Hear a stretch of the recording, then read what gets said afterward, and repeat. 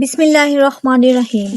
السلام علیکم۔ 40 ہجری کا رمضان المبارک اپنے اختتام کو پہنچنے لگا تو امام علی علیہ السلام بار بار فرماتے رہے، پوچھو جو پوچھنا چاہتے ہو، کیونکہ ان قریب تم اپنی نظروں سے مجھے دیکھ نہیں پاؤ گے، پھر تم روتے رہو گے کہ کاش آج علی ہوتے تو ان سے یہ سوال پوچھ لیتے۔ امام علی علیہ السلام اپنے بیٹے اور بیٹیوں کے گھر باری باری افطار پر جاتے رہے۔ جب 18 رمضان ہوئی تو امام نے مولا حسن علیہ السلام سے فرمایا کہ جاؤ تم اپنی بہن ام کلثوم سے کہو کہ آج میں اس کی طرف افطار کروں گا۔ بی بی ام کلثوم نے جب یہ سنا تو بہت خوش ہوئی کہ میرے بابا میرے گھر افطار کریں، اور مولا علی علیہ السلام کے لیے دودھ، نمک اور جو کی روٹی کا انتظام۔ جب افطار کا وقت قریب آیا تو امام بی بی ام کلثوم کے گھر کی طرف روانہ ہوئے۔ جیسے ہی امام اپنی بیٹی کے گھر پہنچے تو امام کے آگے دسترخوان بچھایا، اور امام نے جیسے ہی دسترخوان کو دیکھا تو فرمانے لگے، اے میری بیٹی کلثوم، کیا تم نے کبھی دیکھا ہے کہ تمہارے بابا کے دسترخوان ایک سے زیادہ طعام موجود ہو؟ یہ تین طعام کیوں رکھے ہیں؟ اس دنیا میں سینکڑوں ایسے لوگ ہیں جو پیٹ بھر کر نہیں کھاتے، اور میں ان کا امام تین طعام کھاؤں۔ امام نے فرمایا، یہ ایک طعام رکھو اور 2 طعام اٹھا کر کسی مستحق کو دے دو۔ بی بی نے کہا کہ جیسے ہی میں نے چاہا کہ میں نمک کو اٹھا لوں اور دودھ کو رہنے دوں تو امام نے فرمایا، اے کلثوم، یہ دودھ پڑوسی کے یتیم بچوں کے لیے رکھ دینا۔ امام نے نمک سے روزہ افطار کیا، پھر اللہ تعالیٰ کی عبادت میں مشغول ہوئے۔ آپ اللہ کی عبادت بھی کر رہے ہیں اور بار بار آسمان کی طرف بھی دیکھ رہے ہیں اور فرما رہے ہیں، آ گئی وہ رات جس کا مجھ علی سے وعدہ ہوا تھا۔ جیسے ہی فجر کا وقت آیا، آپ نے روزے کی نیت کی، امامہ سر پر رکھا اور پاس ہی رکھی اپنی نالین مبارک کو پہنا جو جگہ جگہ سے پھٹی ہوئی تھی۔ امام مسجد کوفہ کی طرف روانہ ہونے لگے۔ اتنے میں آپ کے گھر کے سارے پرندے اپنی اپنی زبان میں امام سے کہنے لگے، اے مولا تراب، رک جا۔ امام اپنے وعدے کو نبھانے کے لیے مسجد کوفہ کی طرف روانہ ہوئے۔ 19 رمضان کی شب آپ مسجد میں داخل ہوئے، اور جو انسان مسجد میں سوئے ہوئے تھے آپ نے سب کو بیدار کرا۔ ان میں سے ایک آپ کا قاتل عبد الرحمن ابن ملجم بھی تھا۔ اس نے جیسے ہی امام علی علیہ السلام کو دیکھا تو وہ بہت ڈر گیا۔ امام نے اس سے فرمایا، فجر کے وقت اللہ کے گھر میں سونا اللہ کو پسند نہیں، اٹھو اور اپنے فعل کو انجام دو۔ یہ کہہ کر امام اپنے محراب کی طرف گئے اور اذان دینی شروع۔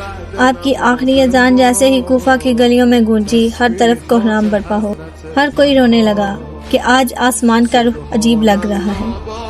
امام اذان مکمل کر کے جیسے ہی مصلی پر نماز ادا کرنے کے لیے کھڑے ہوئے تو رکوع کیا، سجدہ کیا۔ امام نے جیسے ہی دوسرا سجدہ کیا، پیچھے سے فوراً عبد الرحمن ابن ملجم نے زہر آلود تلوار سے مولا پر سجدے کی حالت میں وار کا آپ کے سر پر لگنا تھا کہ امام نے فرمایا، رب کعبہ کی قسم، آج یہ علی کامیاب ہو۔ یہ دیکھ کر مسجد میں کوہرام برپا ہو گیا، مولا کا محراب خون سے بھر گیا، آسمان سرخ ہو گیا اور نمازی سر پیٹنے۔ اتنی دیر میں آپ کے چاہنے والوں نے آپ کے قاتل کو پکڑا اور آپ کی طرف، اور ایک چاہنے والے آپ کے لیے شربت کا پیالہ لایا۔ آپ نے جیسے ہی اپنے قاتل کو دیکھا، اس کے چہرے پر موت کا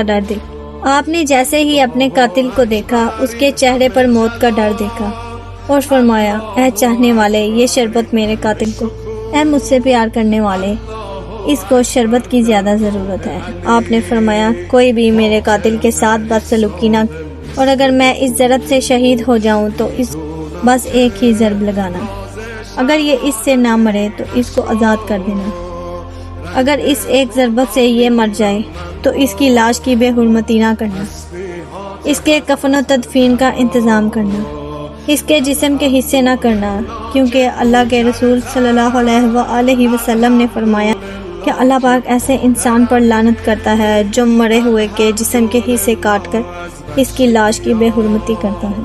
پھر آپ نے فرمایا، حسن آؤ نماز مکمل کراؤ۔ امام حسن علیہ السلام نے نماز مکمل کرائی اور مولا علی علیہ السلام کو گھر کی طرف لے کر جانا۔ امام کا چہرہ مبارک خون سے سرخ ہو چکا تھا اور زہر آپ کے وجود میں پھیل رہا تھا۔ امام جیسے ہی گھر کے پاس جانے لگے، آپ نے فرمایا، حسن، حسین اور عباس، میرے چاہنے والوں سے کہو کہ یہاں سے واپس چلے جائیں، کیونکہ میری ضرب لگنے کی خبر میرے گھر پہلے ہی پہنچ چکی ہے اور ساری بیویاں زاروں کی طرح گریہ کر رہی ہیں۔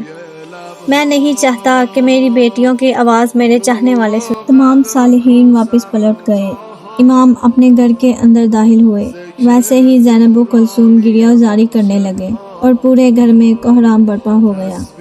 آپ نے فرمایا گھبراؤ نہیں، اللہ کے ہر کام میں کوئی مصلحت ہوتی ہے۔ اور آپ بستر بیماری جیسے ہی طبیب نے آپ کے زخم کو دیکھا تو رو رو کر فرمانے لگا کہ امام کے پورے جسم میں زہر پھیل چکا ہے، جتنا ہو سکے امام کو دودھ پلایا جائے۔ یہ سننا تھا کہ کوفے کے تمام بچے امام کے لیے دودھ کا پیالہ لے کر آئے اور کہنے لگے اے حسن و حسین، یہ ہمارے حصے کا دودھ ہمارے امام کو دے دیجئے، کیونکہ ہم ایک مرتبہ یتیم ہو چکے ہیں، دوسری بار یتیم نہیں ہونا چاہتے۔ آپ بستر بیماری پر بھی اللہ کا ذکر مسلسل کرتے رہے۔ جیسے ہی 20 رمضان المبارک کی رات آئی تو امام نے فرمایا اب میرے کمرے میں کوئی نہ آئے، اس دنیا کے جنات اور فرشتے میری زیارت کو آنے۔ 20 رمضان کی صبح ہوئی۔ مولا نے فرمایا اے حسن، جاؤ میرے چاہنے والوں کو کہو میری زیارت کر لو۔ جیسے ہی چاہنے والے مولا کو ملنے آئے تو مولا کو دیکھ کر زاروں کی طرح رونے لگے، کیونکہ آپ کا چہرہ زرد ہو چکا تھا۔ آپ نے فرمایا پوچھو آج بھی یہ علی تمہارے ساتھ ہے؟ میں زمین سے زیادہ آسمان کے رستوں کو جانتا ہوں، پوچھ لو جو پوچھنا ہے، کیونکہ کل جب میں تم میں نہیں رہوں گا تو تم پچھتاؤ گے کہ کاش یہ بھی پوچھ لیتے۔ یہ سن کر آپ کے چاہنے والے زاروں کی طرح رونے لگے۔ کسی نے آپ سے سوال کیا، کسی نے جواب دیا اور کوئی صرف آپ کی زیارت ہی کرتا رہا۔ جب سارے لوگ چلے گئے تو امام نے فرمایا حسن میرے سارے خاندان کو لے کر آؤ۔ جب سارے خاندان کے لوگ آئے تو امام نے فرمایا اس سارے خاندان کا وارث حسن ابن علی، جو حسن کہے گا وہ تم سب ماننا۔ اور امام حسن علیہ السلام سے فرمایا اپنے نانا کے صلح حدیبیہ کو یاد رکھنا، جہاں تک ہو سکے سب میں امن و محبت قائم رکھنا تاکہ انسانوں کا خون نہ بہے۔ آپ نے فرمایا میرے جنازے کی میری قبر کی خبر کسی کو نہ دینا، میرا جنازہ اونٹنی پر رکھ دینا، پیچھے سے حسن و حسین تم اٹھانا، آگے سے جبرائیل و میکائیل اٹھائیں گے، کیونکہ اللہ پاک یہ جانتے ہیں کہ میری شہادت کے بعد میری قبر کھود کر میرے مخالف میری لاش کی بے حرمتی کریں گے۔ میری قبر پہلے سے ہی بنی ہوگی، جہاں وہ اونٹنی رکے وہاں مجھے دفن کر دینا، یہ بات کسی کو نہ بتانا جب تک اللہ خود ظاہر نہ کرے۔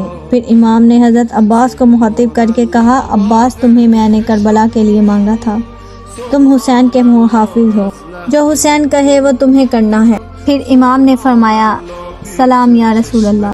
تو امام حسین علیہ السلام نے پوچھا کیا ہمارے درمیان اللہ کے رسول بھی موجود ہیں؟ تو امام نے فرمایا ہاں، تمہاری ماں زہرا اور تمہارے نانا رسول صلی اللہ علیہ وآلہ وسلم مجھے لینے آئے ہیں۔ یہ کہہ کر امام نے اپنی آنکھیں بند کی، گھر میں کوہرام برپا ہو گیا۔ پھر امام حسن و حسین نے آپ کی وصیت پر عمل کیا اور ایک اونٹنی ظاہر ہوئی، مولا کا جنازہ اس پر سوار کروایا اور اس اونٹنی کے پیچھے چلنے لگے۔ جیسے ہی وہ اونٹنی کوفہ سے باہر نکلی، تھوڑا آگے جا کر ایک چمکیلے پتھر پر رک گئی۔ اس پتھر کو ہٹایا گیا تو اس پر ایک قبر پہلے ہی بنی تھی، جس پر لکھا تھا یہ قبر علی ابن ابی طالب علیہ السلام کی ہے، جو اللہ کے نبی نوح نے بنائی ہے، جس کی کشتی کو نجات علی کے صدقے ملی۔